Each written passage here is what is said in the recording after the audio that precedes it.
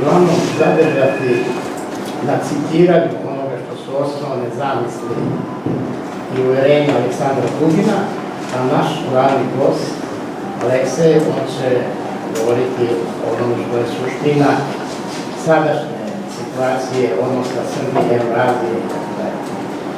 Aleksandra Dugina prvi put sam čuo za njegovo ime početkom 90. godina i to preko Dragoša Kalajića, koji se hvalio time da je sledbenik Mussolinijev neke vrste italijanskog fašizma i tako dalje, i srpska desnica je proglasila Aleksandra Dugina pre nego što je postao ono što je kasnije bio, proglasila ga za svoga idola. I već je to izazvalo određenu sumnju i ja sam se na neki način posvetio tome da pratim ideju i razvoj Aleksandra Dugina kroz ove godine i na kraju je celo došlo do toga da Aleksandar Dugin je jedan od veoma prevođenih ruskih filozofa, ajde da nazovemo, čest gost u Beogradu i vrlo uticajan ovde u krugovima srpske desnice. Neću više o tome govoriti, prepustit ću Alekseju, ali ja ću vam kao uvod ono što će on ovdje pred vama kazati,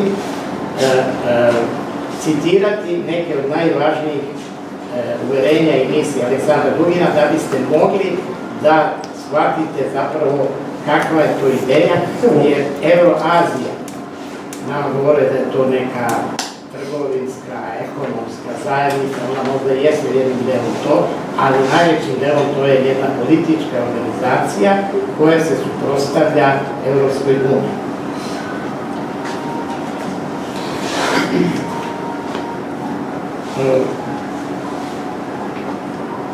Nazivaju Dugina kontraverznim intelektualcem, fašistom, filozofom, ekstremistom i on je danas jedno od važnih imena u Kremlju. Nije deo zvanične administracije, ali završava veliki posao za Kremlj, posebno kada su u pitanju spoljno-politički problemi. Za Dugina je teško reći bilo šta sa sigurnošću, osim da je radikalan. Zapadni mediji napominju njegovu sličnost sa mistikom Raspućinom i pišu da Dugin, a to je nesumnjivo, ima veoma jak uticaj na ruskog predsjednika, a neretko se o njemu može i pročitati da je glavni ideolog Kremlja. 2001. godine on je osnovao Međunarodni evroazijski pokret, organizaciju koja promoviše ujedinjenje bivšeg sovjetskog područja u jedinstvenu kulturnu i civilizacijsku celinu. Kada je Vladimir Putin 2000. godine postao ruski predsjednik, Dugin je postao njegov vatreni pristalica. Putin je sve, Putin je apsolutan, Putin je nezamenljiv, govorio je tada Dugin. On je inače sin vojnog obaveštajca sovjetskog, a trenutno radi kao glavni odgovorni urednik televizije Car. Aleksandar Dugin kaže: "Đavo je uvek bio jak na zapadu, zato je bitka za Ukrajinu sveti rat. Postoje dva pogleda na svet koji se međusobno bore. Naš evroazijski i atlantski i onaj drugi atlantski, naš konzervativni i njihov globalistički, to su dve vojske, dva čovečanstva koja gledaju jedan na drugoga preko nišana snajpera." Srbija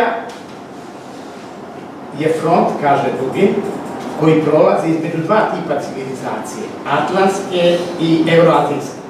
Svojim snagama očevidno poručuje nam Dugin: "Više ne možete, uradili ste što ste mogli, herojski ste se branili, ali ako Srbija uđe u sastav Evropske unije, a Rusija, kao što je poznato, ne priznaje nezavisnost Kosova, zaštita teritorijalnog integriteta Srbije i uključujući i deo koji se zove Kosovo, postaje briga nuklearne svetske sile. Ruske federacije i Evroazijske unije, pošto zemlje Evroazijske unije, sklapaju međusobni pakt o podršci u slučaju ugrožavanja teritorijalnog integriteta. I među nama nisu najvažniji dogovori između vlada. Postoji kontakt od srca srcu, put zbližavanja. Srbija je naravno u istorenim redovima evroazijske civilizacije, kaže Dugin. Srbija je mala Rusija, to je Rusija na Balkanu. I naravno, atlantski neprijatelj nas mrzi, on mrzi Srbiju, Srbi su neprijatelj Zapada, koji je neprijatelj pravoslavlja, neprijatelj Evroazije i slovenskog identiteta. Karakteristika ruskog sveta, govori dalje Dugin, je to što se ruski identitet vidno razlikuje od mnogih drugih naroda. Mi nismo egoistični narod, mi smo narod kosmičke misije i daleko više dajemo nego što želimo da uzmemo za sebe. Naše širenje, našu ekspanziju mi shvatamo kao neku vrstu dara, ne kao osvajanje, porobljavanje, eksploataciju, nego baš kao dar. Odnosno, mi Rusi negdje dolazimo da bismo dali potpuno sebe. Mi smo srž pravoslavlja, kaže Dugin. Mi smo Ruska pravoslavna saborna mišna crkva, narod, država. A ko je neprijatelj Krista? Đavo, antikrist, satana. Jesu li ovo metafore? Za neverujuće možda i jesu metafore. Za verujuće, verodostojna i iskustvom potvrđena istina. Ko je protiv Putina i Rusije? Vašington, Evropska unija, Euromajdan. Dakle, to jeste đavo. Ne figurativno. Sam đavo, običan i drevni, kakav i jeste. Đavo mišani u cara. Ruski car, ruski vođa, za njega je nepodnošljiv. On hoće da ga ubije. Ako Putin učini još jedan posljednji korak u ruskom pravstvu, đavo će pokušati da ga ubije. Identitet Rusije u njenoj najdubljoj duhovnoj dimenziji stoji se u obeležju čistog pravoslavlja. To je misija Rusa. To Ruse čine bogonosnim narodom. To Ruse čini Rusima. Čitava istorija svete Rusije od prvih kneževa do naših dana jeste istorija ruskog pravoslavlja. Ovdje je važno, pravoslavlje nije samo religija. Pravoslavlje je više od religije. Ono je učenje o čoveku, narodu, društvu i državi. Biti pravoslavni znači biti saborni, ali ne samo radi toga da bi spojio pojedince, nego da bi obnovio jedinstvo svetog duha promišlju podeljeno u tajni krštenja. Danas je sveta Rusija, kaže dalje Dugin, postala ne samo deo pravoslavnog sveta, nego i njegova posljednja tvrđava. U punom smislu reči sveta Rusija. Kako su odstupali i padale druge pravoslavne sile, sveta Rusija je praktično postala jedino uporište pravoslavlja. Protiv nas je demon koji kaže ubiti vođu. S nama, dakle, shvatite i vi inoverni poborite se, s nama je Bog.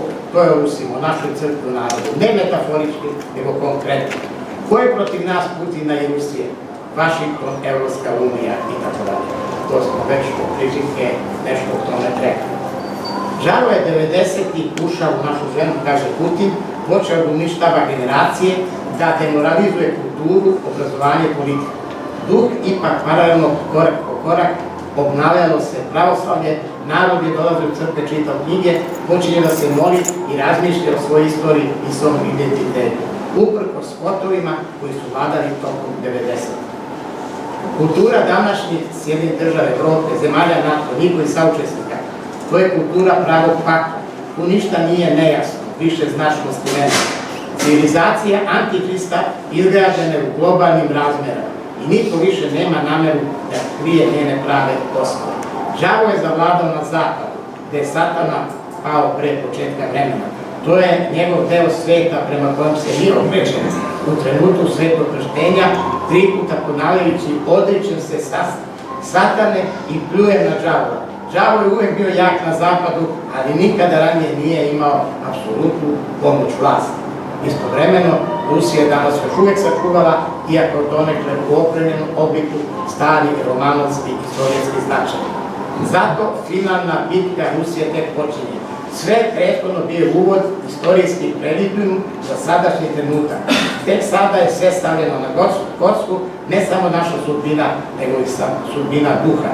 Naš neprijatelj je đavo, a naš vođa Mihajlo Arhanđel i s nama je s Rusima Bog. Kada je rat, nema vremena za nesuglasice. Potpuno sam na Putinovoj strani u svim kritičnim situacijama. Svaki put kada se rešava sudbina Rusije, on je uvijek na pravoj strani. U kritičnoj situaciji on dejstvuje smelo, brzo, delotvorno. Možda će on tim dejstvima pridati i ideološki oblik i i onda će se naši stavovi još više približiti. Globalna demokratija je carstvo Antihrista. To su osjetili mnogi porobljeni narodi. U prvom redu mislim na narode koji su u globalizmu pružali otpor, srpski narod, ali i Irak, Libija i Sirija. Pravoslavlje uči da sve osim Boga ima kraj. Možda i stojimo na pragu takvog kraja. Za nas je kao i uvek ili pobjeda ili smrt. Zapad je Antihrist, a sa njime ne može biti kompromisa. Još pre nekih 8 godina, kaže Dugin, novinari su na internet postavili video Putin, to je Dugin. Smisla je sledeći. Ono što Dugin govori, piše, Putin posle izvesnog vremena radi. A pri tom govori nešto svoje. Sve što sam pisao tokom 90. godina, kada me u doba Jelcina uopšte niko, osim rodoljubive opozicije, nije slušao, ostvarilo se u doba Putina. I Evropski azijski savez i rodoljubivi preokret. Evropska unija će propasti i mi ćemo stvarati novu Evropu. Ono što je sad u Srbiji, to je privremeno. Sve to nije bitno. Sve ćemo povratiti. Samo budite verni srpskom duhu, pravoslavnoj veri i vašem prekrasnom slovenskom identitetu. I na kraju, posljednji citat koji sam izvukao, mnogi koji se mogu izvući, sada se to pouzdano može reći od Putinovog povratka 2012. godine, zapadnjaštvo je do novu potučeno. Na Blatnom trgu i ostavci Surkova, glavno zapadnjaka u Putinov tim, ima još liberala u vladi, ali nisu tako važni. Javna glasila su sada suštinski očišćena. Zadržali su svoje pozicije samo u kulturi i donekle obrazovanju. Ali u celini gledano, taj vektor su radikalno bacili čitavo društvo i Putin kao predsednik. Vidite kako se sve više zbližava sa Putinom. U Putinu je sve više Dugina, ali to nije moja zasluga. Pošto ja razmišljam o narodu, prosto o narodu, trudim se da proniknem u logiku ruske istorije, u tajnu ruske sudbine, u srce našeg identiteta. A to već ne zavisi od ličnosti. Zato se može reći drugačije, u Putinu je sve više i više rusko. Uostalom, to je maltene jedno isto. Vi ste se kao junaciji borili za svaki santimetar majke Srbije, poručuje on svojim srpskim prijateljima. Sada vam je jako teško, ne izmakli ste snage, a mi smo u jeku vašeg rata čvrsto spavali kao da smo bili onesvešćeni. Nismo uzmogli da vam priteknemo u pomoć. Oprostite nam. Sada treba prosto da se držite i sačuvate ono što imate. Da se utvrdite makar na onim linijama koji još uvek mogu da se brane u Bosni i Hercegovini i na Kosovu. Ali naše potpuno buđenje na vidiku. Već vidim njegove zrake, ali neće biti jednostavno. More krvi. Sve začeno u ljudskoj istoriji stoji na krvi. Na pragu smo vaskrsenja velike Rusije. Bićete prvi koje ćemo krenuti da spasavamo kada se konačno probudimo.